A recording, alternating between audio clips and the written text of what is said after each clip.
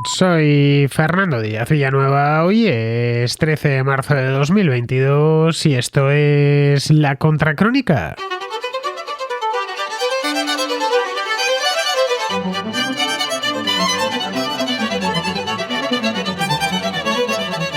Bienvenidos a la contrarréplica, la del domingo. La semana pasada no pudimos tener contrarréplica porque me pilló en el País Vasco de viaje y no pude hacerla. Ayer tampoco pudimos tener contraplano, contraportada, no sé qué tocaba porque me pilló de viaje en León, volviendo exactamente de viaje de León. Tengo este mes de marzo un montón de viajes a la vista. He estado ya en el País Vasco, en Bilbao, en San Sebastián, en León. Me falta todavía ir a Valencia y me falta ir a Córdoba, cosa que haré con Alberto Garín de la mano en el día 25. Iremos para allá con un viaje que hemos organizado con patronos para conocer la ciudad. Bueno, para que Alberto y yo mostremos los encantos de Córdoba a estos patronos, que son un total de 30 durante un par de días. Pero bueno, eso no sucederá hasta dentro de 2 semanas. Entre tanto, nos quedan unas cuantas contras por delante.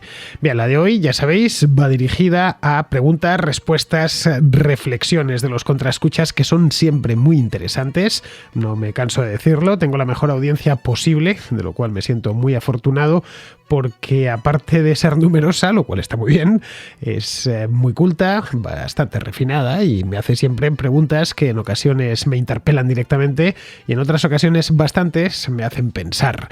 El día al que traigo las preguntas es hoy, todos los domingos. La última contrarréplica fue en directo y ahí os tuve en directo a todos vosotros, a los que quisisteis entrar a través de Twitter, que fueron muchísimos, y hoy os tengo en diferido.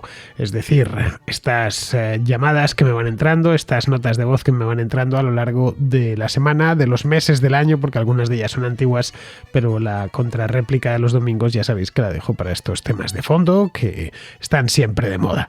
Bien, si queréis participar en la contrarréplica no tenéis más que tomar al asalto vuestro teléfono y meter en la agenda el siguiente número. Podéis poner la contra o la contrarréplica, como queráis. El número es el mismo para cualquiera de las contras, ¿eh? El número es el 690-827909. Más 34 delante en el caso de que estéis fuera de España, cosa que es bastante probable. Y respecto a la duración de las notas de voz, pues deben de ser, lo ideal es que oscilen entre un minuto, menos de un minuto, la verdad a mí se me hace difícil plantear cualquier tema, no digamos ya si se quiere recomendar un libro o una película, y 3 minutos. Para la contrarréplica esa es la duración ideal, que os da tiempo a presentar, a desarrollar la pregunta o la reflexión que queréis hacer, y para que entremos unos cuantos, porque ya sabéis que me gusta responderos in extenso, que menos no merecéis. Bien, pues dicho esto, pasamos ya a la contrarréplica.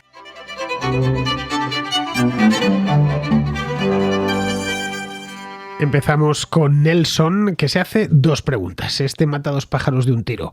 La primera es acerca de los significados de 4 palabras importantes. A las que se refiere Nelson son patria, nación, estado y país. Es un tema muy interesante este que nos trae. Y la segunda pregunta es en torno a las estatuas que hay en Madrid de los libertadores de Hispanoamérica, que de vez en cuando saco en mi sala contra, cuando voy por la calle grabando algún tema y aprovecho algún rincón de la ciudad para que sirva de trasfondo a esa grabación. Bien, antes de nada, vamos a escuchar a Nelson. Escuchando la contrahistoria que hicisteis Alberto y tú, me surgieron unas pocas dudas. La primera, y creo que para mí la más importante, es ¿a qué podemos llamar patria, estado, país o nación? ¿O qué significan realmente esas palabras?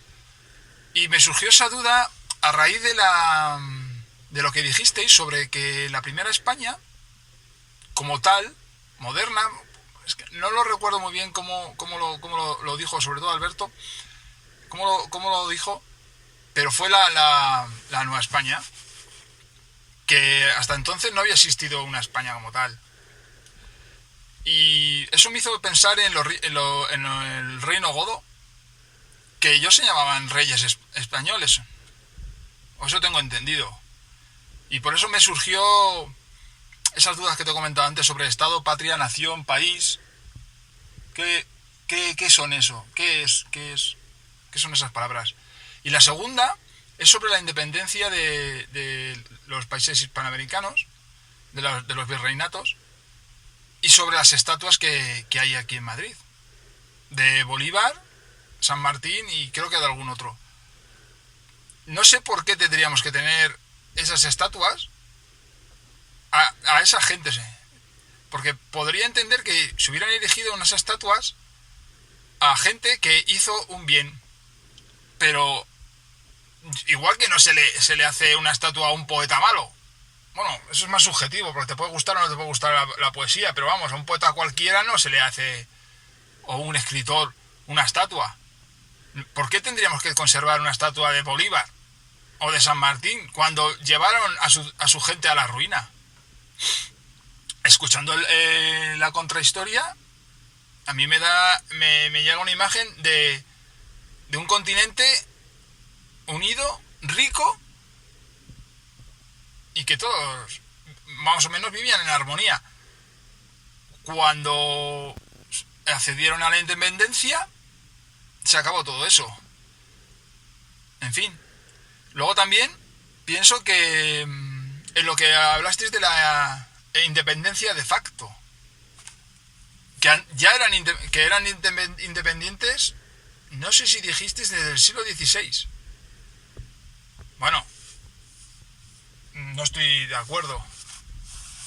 De hecho, no eran independientes y cuando se independizaron fue el primero de sus problemas. En fin, por todo lo demás, os felicito por el trabajo que hacéis conjuntamente y pues nada más. Muchas gracias, Fernando. Vayamos primero con la primera de las preguntas. Bien, Nelson, cuando queremos saber lo que significa una palabra, queremos saberlo con precisión, disponemos de una herramienta desde hace siglos. Esa herramienta se llama diccionario. En español hay varios, el más completo es el de la Real Academia, así que busquemos estas palabras que tantas dudas te levantan. Yo he ido personalmente al diccionario de la Real Academia a buscarlas todas. Tienen algunas, como he estado, tienen bastantes acepciones, pero bueno, nos quedaremos con las que nos interesan. Bien, en el caso de patria, tiene dos acepciones. Una es tierra natal o adoptiva, ordenada como nación, a la que se siente ligado el ser humano por vínculos jurídicos, históricos y afectivos. La segunda acepción del término patria es lugar, ciudad o país en el que se ha nacido. Bien, ahí tienes patria. País. La primera de las acepciones es territorio constituido en Estado soberano. La segunda, territorio con características geográficas y culturales propias que puede constituir una entidad política dentro de un Estado, que puede, pero no necesariamente que debe.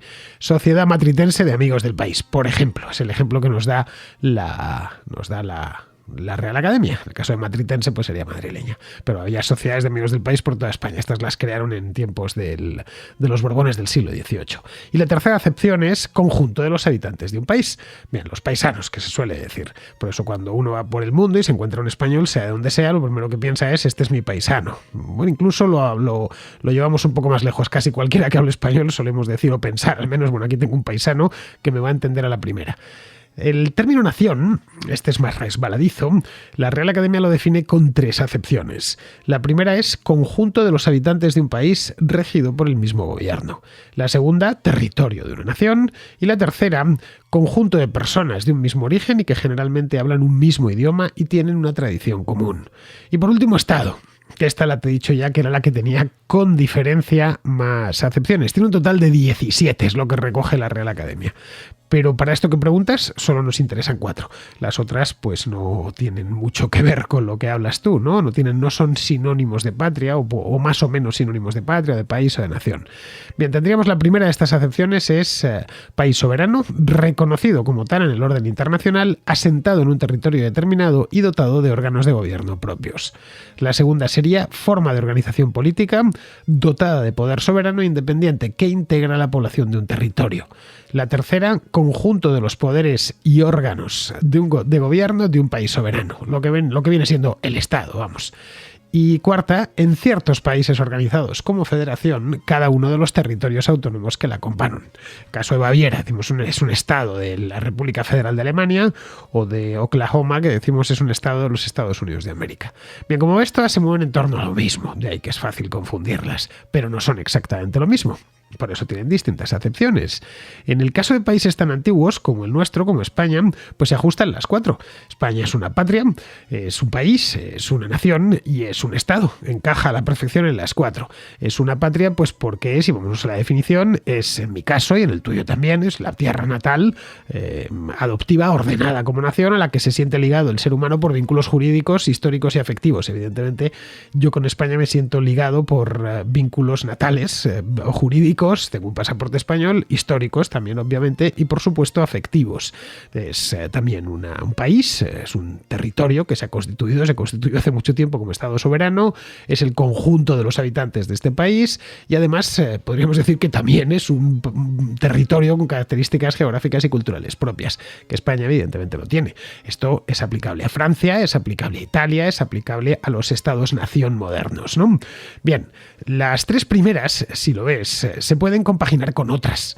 Es decir, dentro de España hay patrias chicas. La mía, por ejemplo, es Madrid. Y hay países de menor tamaño. Podríamos hablar, por ejemplo, del país valenciano, que no deja de ser pues, un país que tiene unas características, como dice aquí la Real Academia, ¿no? En el caso, la segunda acepción, territorio, con características geográficas y culturales propias, que puede constituir, te decía, puede, una entidad política dentro de un Estado o no. Ya está. Bien, en este caso, pues sí, hay países, a veces se dice de manera formal, como el caso del país valenciano, y otras veces de manera informal. Y por supuesto hay distintas naciones. Ojo, no se eliminan unas y otras. De hecho, se complementan. Se puede ser español, catalán y empordanés, por coger tres escalones, ¿no?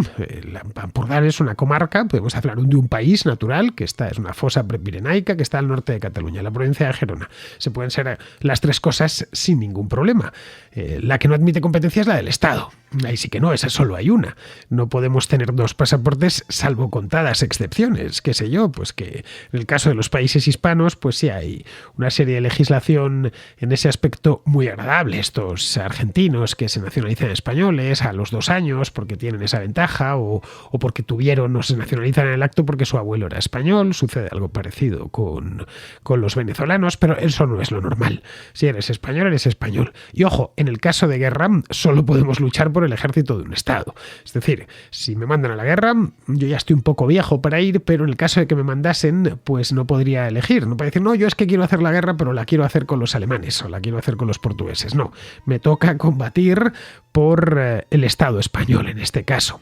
Y ya está, no hay mucho más. El Estado es monopolístico, por si quieres que empleemos esa palabra. Yo, por ejemplo, soy madrileño, soy castellano, soy español, soy hispano también, soy occidental, pero solo tengo el pasaporte español, solo puedo tener lealtad o fidelidad a un Estado. Si mañana desapareciese el Estado español, por lo que fuese, desapareciese porque se subsume, por ejemplo, en una realidad política europea mayor o porque saltan 1000 pedazos, yo seguiría siendo lo mismo, ¿eh?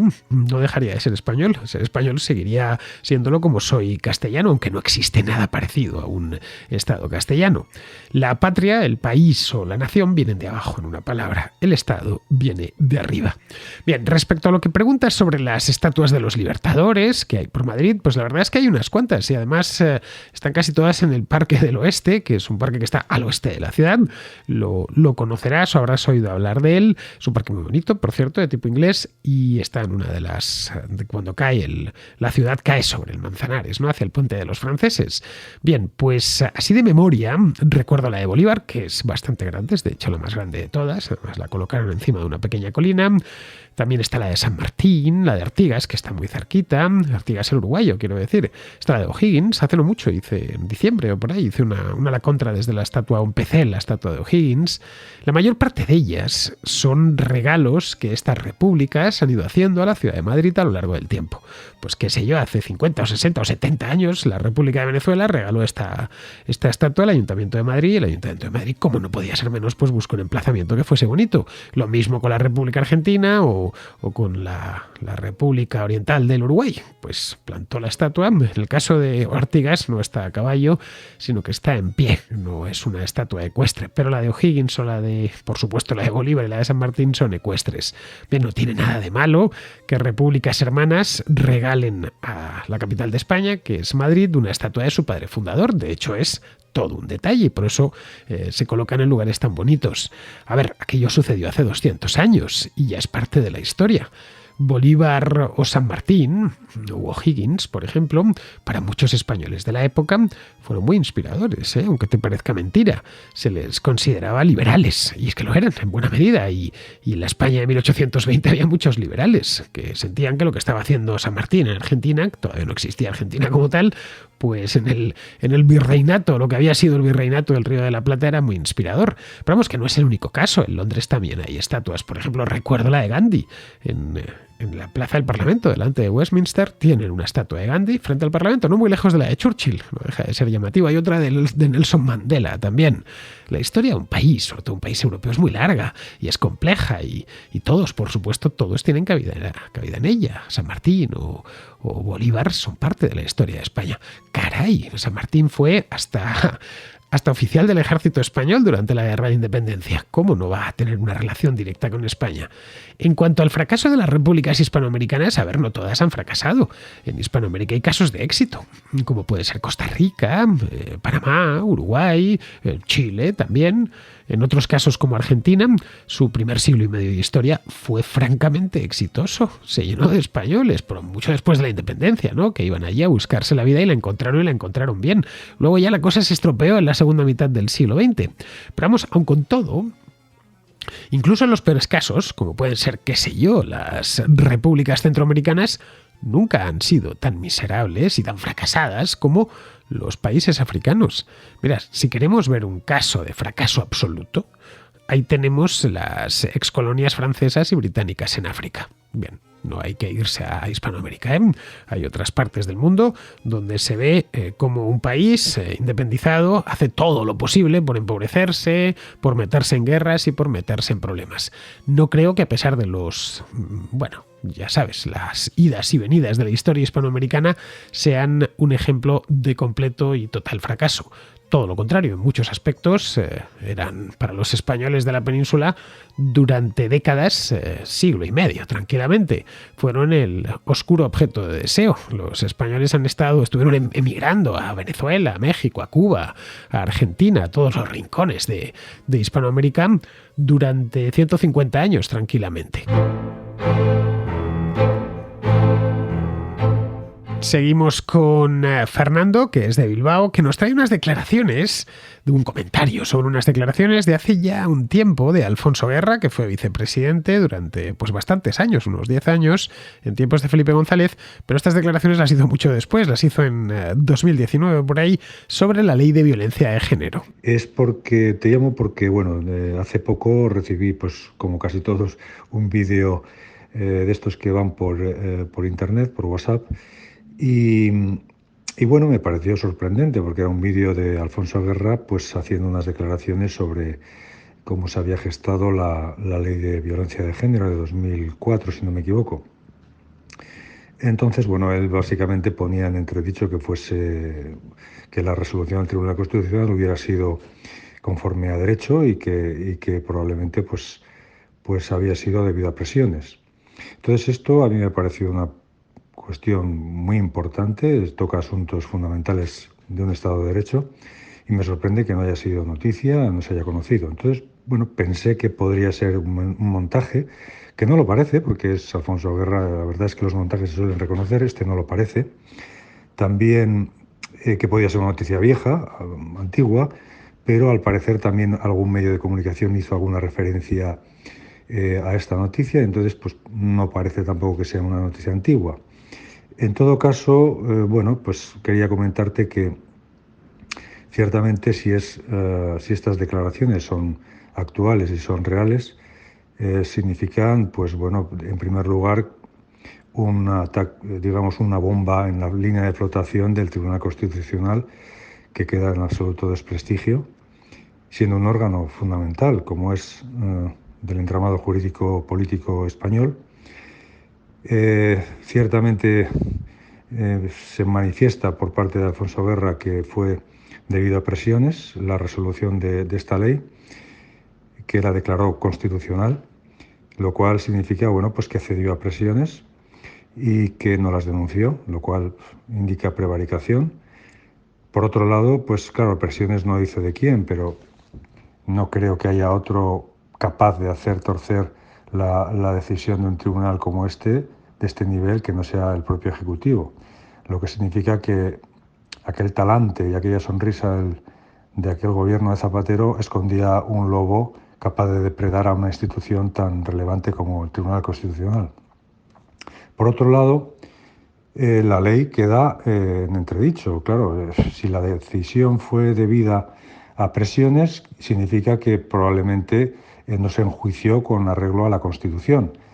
Muchos, yo me acuerdo en aquel tiempo, discutimos, bueno, nos sorprendió muchísimo aquella declaración del Tribunal Constitucional, nos pareció absolutamente aberrante, ¿no? Pero nos hemos acostumbrado a ella y, bueno, pues de alguna manera pensábamos que el tribunal tenía criterios que en su momento los leímos que no nos parecían ni mucho menos correctos, pero hay que aceptarlo, ¿no? Ahora, ¿cómo vas a aceptar? Y digo por las personas a las que les afecte esta ley, ¿cómo vas a aceptarlo si sabes que fue debido a presiones, que se declarara constitucional, ¿no? Entonces creo que la propia ley queda tocada totalmente, ¿no? Y por otro lado me sorprende que los medios de comunicación no hayan hecho ni prácticamente ningún comentario de una noticia que me parece a mí me parece personalmente esencial, ¿no? Y nadie diga nada cuando resulta que, bueno, pues el que ha hecho las manifestaciones no es ni más ni menos que un vicepresidente del gobierno en la época de Felipe González, socialista, como quienes hicieron la ley, no cualquier vicepresidente, sino que probablemente sea el más famoso de toda la democracia. Y, bueno, pues que los medios no hayan hecho ninguna mención a esta noticia me parece sorprendente y quizás indica hasta qué punto la corrección política pues ha amordazado a la opinión no solo ya de la gente normal, sino de los propios medios de comunicación en general. Me parece terrible y, bueno, pues quería saber primero si consideras que esta noticia es cierta o si realmente pues yo estoy equivocado y no lo es. Y en todo caso, pues tu opinión si esto fuera ciertamente pues unas declaraciones reales de Alfonso Guerra. Muchas gracias. Pues sí, Fernando, recuerdo aquellas declaraciones de Alfonso Guerra. Bueno, las tenéis en YouTube por si os interesa escucharlas. Esto debió suceder, ya digo, no sé si fue en 2020 o 2019, creo que fue en 2019, antes de la pandemia, pero vamos, por esa época. Fue algo que cuando lo escuchas, y lo podemos seguir viendo, fue algo que más o menos todos sabíamos o imaginábamos lo que decía Guerra en aquellas declaraciones, es decir, que el Tribunal Constitucional, cuando se lo llevaron hasta ahí, había recibido presiones. Es decir, que creo recordar que fue un juzgado de Murcia que presentó un recurso de inconstitucionalidad contra esta ley, aprobada en el año 2004, y lo tiró. No le pareció que la ley era plenamente constitucional. Lo que dijo Alfonso Guerra en aquella ocasión era de una gravedad grande, bastante grande, porque vino a dejar claro lo que ya es público y notorio desde hace mucho tiempo, y es que el Tribunal Constitucional es un tribunal político al servicio de los políticos. El Constitucional en España se elige directamente desde las Cortes, el Gobierno, y solo 2 de sus miembros los propone el Consejo General del Poder Judicial. 4 vienen directamente del Congreso de los Diputados, otros 4 del Senado, 2 del Gobierno y otros 2 del Consejo General del Poder Judicial. A ver, pues de algo así ya nos podemos imaginar cuáles van a ser sus resoluciones. No hay que darle muchas más vueltas. Quizá habría que modificar la composición, no en el número, pero sí en el modo en el que se elige a estos miembros, ¿no? Es decir, teniendo en cuenta que, como te he dicho, 4 del Congreso, 4 del Senado y 2 del Gobierno, pues que solo quedan 2 que vienen del Consejo General del Poder Judicial. No sé, difícilmente van a resolver en contra de lo que salga del Congreso, del Senado o del Gobierno. En el caso de la ley de violencia de género, nos encontramos ante una ley de Estado, que en su momento ya se dijo en 2004, caray, es que pasan muchos años, que a pesar de su injusticia evidente, venía avalada por las Cortes y venía avalada por el gobierno de Zapatero en aquel entonces, que fue quien la puso en marcha, ¿no? Luego, cualquier tipo de recurso que subiese hacia arriba, es decir, al Constitucional, lo iban a parar ahí mismo, y era algo que se sabía desde el principio. Recuerda que esta ley fue aprobada en 2004 por unanimidad en el Congreso. Ningún diputado votó en contra. Ninguno, ¿eh? No hubo ni una sola excepción. Lo que sí sucedió en aquel momento es que algunos diputados abandonaron la Cámara. Yo esto lo recuerdo a la perfección. Lo que no recordaba cuando he escuchado tu nota de voz era el número de los que habían abandonado. En total, he tenido que ir a mirarlo, el número exacto. En aquel momento, 30 diputados de 350 se fueron del hemiciclo para no tener que votar. En el momento de la votación se fueron 17 del Partido Popular, lo estoy viendo ahora, y 3 del Partido Socialista. Uno de ellos era Alfonso Guerra. La ley de violencia de género, por lo demás, diga lo que diga el Constitucional, viola de plano el artículo 14 de la Constitución. A ver, no hace falta ser un jurista experimentado para verlo. Este artículo dice lo siguiente, para que os lo voy a leer, caray. Es muy breve, además. Dice, los españoles son iguales ante la ley sin que pueda prevalecer discriminación alguna por razón de nacimiento, raza, sexo, religión, opinión o cualquier otra condición o circunstancia personal o social. Bien, ya está. Eso es el artículo 14 de la Constitución. Es un artículo breve, bastante conciso y muy claro. La ley de violencia de género pisotea este artículo y así es como lo ve Alfonso Guerra. Pero no solo Alfonso Guerra, es como lo veo yo y como lo ve creo que una buena parte de la sociedad española. No sé hasta que no dispongo de encuestas si es que se han hecho, porque este es un tema o ha sido un tema tabú hasta hace no mucho tiempo. Pero vamos, es un debate que se debió librar y que se hurtó. Este debate a la sociedad española en 2004 fue un rodillo. Y desde entonces pues han pasado la friolera de 18 años. Es que es muchísimo tiempo. Y se sigue sin librar este debate. Hoy lo que sí hay son críticas más públicas, pero yo recuerdo en 2004, 2005, 2006, 2010, que era muy poca gente la que osaba criticarlo. Porque, bueno, era motivo directo para que te enviasen a galeras. Te llamasen, por supuesto, de machista para arriba, eso era lo mínimo que te llevabas y no se podía criticar. No lo sé, quizá en el futuro, porque la historia no se va a acabar mañana ni pasado mañana, dentro de, quién sabe, 40, 50, 60 años, nuestros descendientes miren hacia atrás y se pregunten, sorprendidos, echándose las manos a la cabeza, cómo pudo aprobarse una ley como esta. Por unanimidad en las Cortes, estoy hablando, porque solo 30 se fueron, ni siquiera osaron votar que no. Simplemente salieron a la cafetería, no, o Dios sabe dónde salieron, pero vamos, abandonaron el hemiciclo. Y que nadie quisiese hablar de ello durante décadas. Esto quedará ahí. Y no sé si lo llegaré a ver yo y si lo llegarás a ver tú, pero vamos, alguno de los que está aquí escuchando seguramente llegue a verlo. Bien, vamos ahora con Joan, que pregunta por la infinidad de géneros que se han ido inventando en los últimos tiempos. Hola, muy buenos días, Fernando. Primero de todo, darte la enhorabuena por todos los vídeos y podcasts que vas subiendo, además de historia, que me encantan. Aprendo muchísimas cosas y sobre todo del comunismo, cosas que no me habían explicado en clase o que no me habían ni siquiera insinuado que había una alternativa.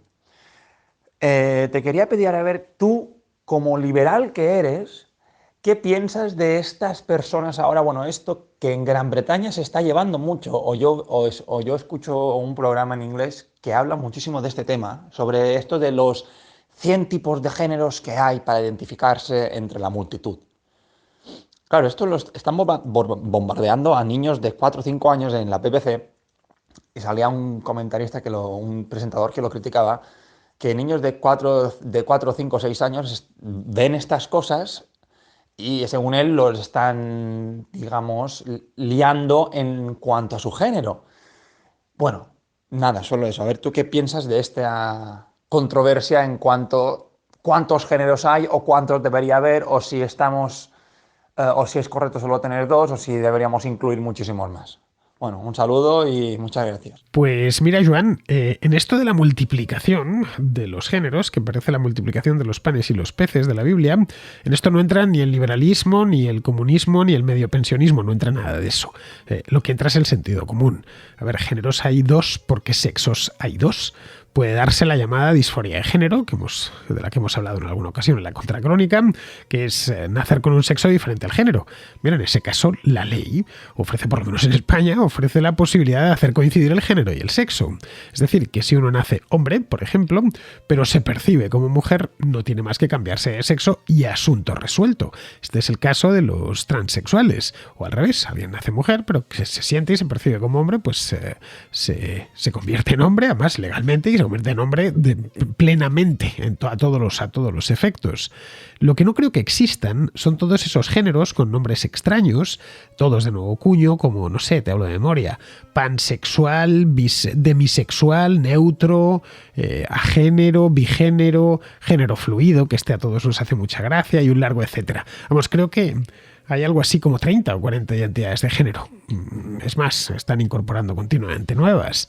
Es imposible conocerlas todas, a no ser que te dediques a los célebres gender studies, ¿no? Los estudios de género, que son, pues a ver cómo te lo explico, sin ofender a nadie. Eso de los estudios de género es una de las muchas maneras en las que el ser humano puede perder el tiempo.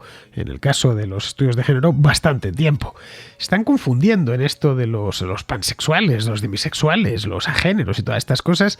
Están confundiendo el tipo de atracción sexual que tenemos, que sentimos, con el género. Un hombre es un hombre sin importar que se sienta atraído por mujeres, por otros hombres o por ambos. Idem con las mujeres. Y ahí se acaba la discusión y no hay que darle muchas más vueltas. Hay dos sexos y dos géneros. Con el primero se nace. El sexo es obvio. Eso se ve ya desde las ecografías que le hacen a tu madre. Con el segundo se asigna, ya sea al nacimiento o posteriormente se reasigna. Es decir, en el caso de que no estemos contentos con esa asignación al nacer, que te asigna el médico no por maldad, sino pues porque ha visto una serie de marcadores externos de que eres un hombre o de que eres una mujer. Ya está. Creo que, como te decía antes, no deberíamos darle muchas más vueltas. Dos géneros, dos sexos y no pasa nada. Ha sido siempre así y lo mejor de todo es que seguirá siendo así, nos pongamos como nos pongamos. Bien, seguimos con Juan Antonio, que es de Castellón y que pregunta por la relación entre Estados Unidos y Marruecos. Quería hacerte una pregunta, no sé si para el contrasello, para la contrahistoria. Hay una duda que tengo y es que escuché en algún lado que cuando tenemos algún problema diplomático territorial con Marruecos, la razón por la que no terminamos de hacer nada, digamos, efectivo contra Marruecos es porque realmente el gran socio de los Estados Unidos en el Mediterráneo es Marruecos y no España. Por una cierta deuda histórica o algún favor histórico, o no sé por qué razón, es el gran socio histórico de los Estados Unidos. Así que nada, a ver si me puedes aclarar esa duda. Venga, un saludo. Las relaciones entre Marruecos y Estados Unidos, Juan Antonio, siempre han sido muy buenas. Históricamente, Marruecos fue el primer país del mundo, el sultán de Marruecos en aquel entonces, en reconocer a Estados Unidos cuando se independizó. Creo que fue en el mismo año 1776 o por ahí. Pero claro, eso queda muy lejos. Las buenas relaciones, desde por lo menos los años 50, en el año 56 es cuando se independizó Marruecos, se deben a que Marruecos ha mantenido un régimen autoritario de tipo monárquico afín a los intereses de Estados Unidos. Marruecos es de sobra el principal aliado de Estados Unidos en el norte de África, no en el Mediterráneo. El principal aliado de Estados Unidos en el Mediterráneo, pues no lo sé, probablemente sea Italia, ¿no? Que es un país además completamente mediterráneo. Pero vamos, sí en el norte de África. Teniendo en cuenta que el vecino de Marruecos es Argelia, un país que al separarse de Francia en los años 60 llevó a cabo una revolución socialista y se convirtió en un satélite de la Unión Soviética, pues esas relaciones se hicieron mucho más fluidas. Y así ha sido hasta el momento presente. Vamos, Marruecos era y sigue siendo uno de los países musulmanes más proamericanos, más proestadounidenses. En una región del mundo como es el ámbito musulmán, en el que a Estados Unidos no les sobran los amigos, pues siempre han cuidado mucho a los marroquíes, por motivos fáciles de entender. Con Marruecos han procurado estar los estadounidenses siempre a buenas, ser siempre complacientes y cooperativos. En el caso del Sáhara, por ejemplo, el antiguo Sáhara español, empujaron para que España abandonase la provincia en el año 1976, con la esperanza de que se la quedase Marruecos. Pues más, Mauritania, que estuvo en los acuerdos de Madrid, se apartó rápidamente, ¿no? Y Argelia apoyó a los saharauis en aquel momento. Luego, caso aparte, Ceuta y Melilla. que seguramente alguno de vosotros me lo saque, ¿no? Que Marruecos reclama, pero que forman parte de España desde hace siglos, mucho más tiempo que el propio Reino de Marruecos. Ceuta primero fue portuguesa desde 1415 y luego ya posteriormente se unieron las dos coronas, la de España y Portugal, y al separarse Portugal en 1640 pues siguió siendo por voluntad propia española. Y Melilla fue fundada por los castellanos en 1497, hace más de 500 años. Bien, ahí se andan ya los estadounidenses con más cuidado, para no ofender a España, que también es aliado suyo. Ceuta y Melilla no están cubiertas por el artículo 5 de la OTAN, y diréis, claro, no están cubiertas porque realmente a Estados Unidos lo que le interesa es que eso se lo quede Marruecos. No están cubiertas por eso, no están cubiertas porque el artículo 6 del Tratado del Atlántico Norte especifica lo siguiente, que hay que ir a leer las fuentes antes de ponerse a cuñadear por Twitter. A ver, esto es lo que dice el artículo 6 del Tratado del Atlántico Norte. A efectos del artículo 5, es decir, el de defensa mutua, se considera ataque armado contra una o varias de las partes, un ataque armado contra el territorio de cualquiera de las partes en Europa o en América del Norte. Es decir, Europa o América del Norte. Luego, Ceuta y Melilla, que están en África, no están incluidas. Contra las fuerzas de ocupación de cualquiera de las partes en Europa, contra las islas bajo jurisdicción de cualquiera de las partes en la región del Atlántico Norte o al norte del Trópico de Cáncer, o contra los buques o aeronaves de cualquiera de las partes en la citada región. Ya está, ese es el ámbito de actuación de la OTAN. El continente europeo, el continente norteamericano, al norte del Trópico de Cáncer. El Tratado del Atlántico Norte se redactó antes de que Marruecos se independizase de Francia y España, y de que la propia España se incorporase a la OTAN mucho tiempo antes. Si te fijas, tampoco está cubierta la Guayana Francesa o las Malvinas. Pues es la razón por la cual cuando Argentina atacó las Malvinas no invocó el artículo 5 de la OTAN, porque aunque lo hubiese invocado, pues le hubieran dicho a sus socios que no aplicaba, que eso solo cubre el Atlántico Norte por encima del Trópico de Cáncer. Pero sí están incluidas las Canarias o las Azores, porque son archipiélagos y están por encima del Trópico de Cáncer. Las Cabo Verde, el archipiélago de las Cabo Verde, que está por debajo del Trópico de Cáncer, no estaban cubiertas cuando formaban parte de Portugal. Formaban parte de Portugal hasta 1975. Es decir, que en el caso de una agresión de Marruecos o de cualquier otra potencia hacia Ceuta y Melilla, España no podría invocar el artículo 5, tendría que defenderlas a solas. Si fuese Marruecos el agresor, pues en ese caso Estados Unidos se vería en un problema, porque dos aliados cercanos se declararían la guerra. En ese caso seguramente trataría de mediar. Pero vamos, a Estados Unidos le interesa más la alianza con España que con Marruecos. Por un lado, su posición es más estratégica y luego, por otro, le unen mayores vínculos económicos y culturales. Luego, en territorio español, además, hay dos bases estadounidenses, dos importantes, además, la aérea de Morón y la naval de Rota. En Marruecos no hay ninguna. Bien, pues con esto, queridos amigos, ya damos por concluida la contrarréplica de hoy. Espero que haya sido de vuestro agrado y os invito a que regreséis por aquí mañana.